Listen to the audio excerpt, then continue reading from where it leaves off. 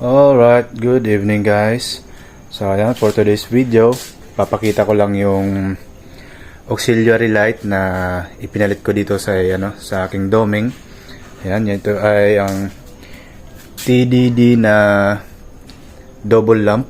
Ayan, 45 watts lang yan. Yan lang natin nakayanan. 45 watts lang yan pero sobrang liwanag na to kumpara naman dun sa unang nakakabit dito.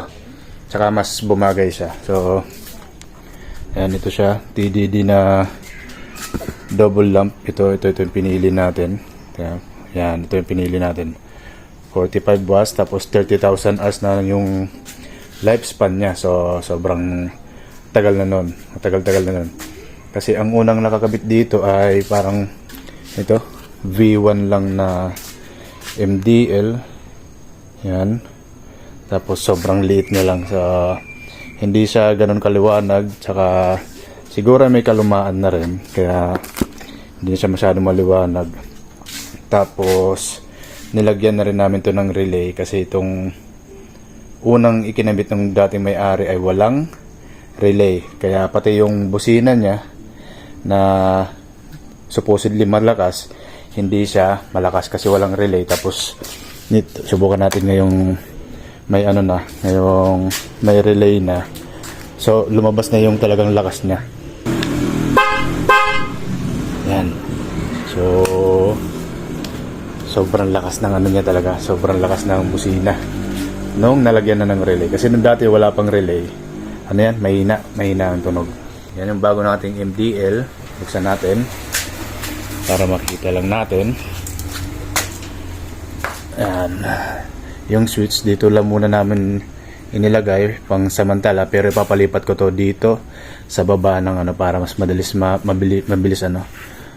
abutin. Ayan, dito lang. Parang yung sa Bergman ko, pinalagay ko dito.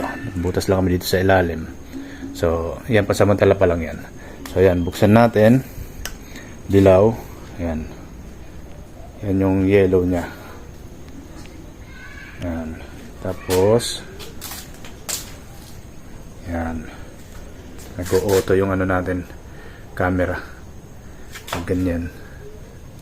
Yan, ganyan yung dilaw. And then yung white. Yan naman yung white. Medyo nag-auto lang yung ating camera kasi cellphone lang gamit ko, pero maliwanag yan. Tapos, para makita natin mamaya ilalabas natin to. Yan. Yan yung white, yellow. Ayan, nag-automatic nagdidim. So ayan yung yellow. So ayan. So lalabas natin to para makita natin kung gaano siya kaliwanag kapag madilim na yun nasa natin. Ayan, kasi nag-auto lang kasi yung natin nag-auto ang ating cellphone. Nag-auto focus, nag-auto dim. So sige, labas muna natin. Alright, so nandito na tayo sa madilim na part, no? Ayan, sobrang dilim talaga niyan. Tapos try na natin yung ilaw nitong ating auxiliary light. So yung yellow, ayan, yan yung yellow niya. So maliwanag siya, pero yung level niya hindi aabot sa yung level ng liwanag niya, hindi aabot sa windshield ng sasakyan or sa mata ng driver. So hindi yan makakasilaw.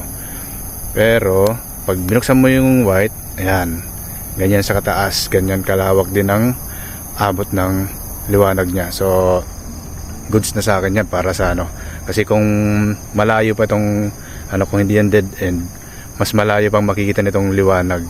Kaso sinadya kong meron dito sasakyan para makita natin sample ng pag naka-low lang.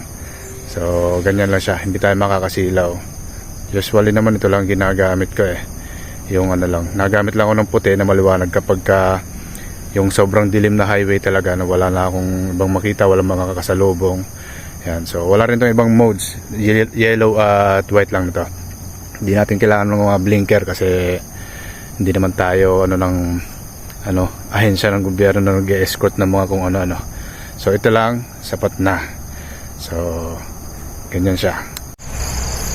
Alright, so andito tayo sa medyo malayo-layong aabutin ng ating ilaw. Try natin mabilis lang. Yellow.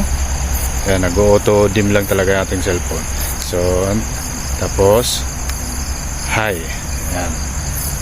Ganyan, kalayo, nararating ng ating ilaw. So, hindi lang kita sa cellphone yung hanggang sa likod ng kotse, pero sa personal kita siya.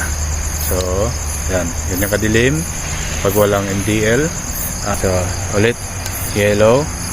Yan, ganyan na kasi liwanag. Ganyan na siya kaliwanag. And then, madilim, high. Okay, ganyan sa kataas. Pero, goods na sa atin to. Okay, so sige, dito ko natatapusin to at medyo madilim talaga dito. Alright, so salamat sa panonood. Ares tayo lagi lahat and God bless.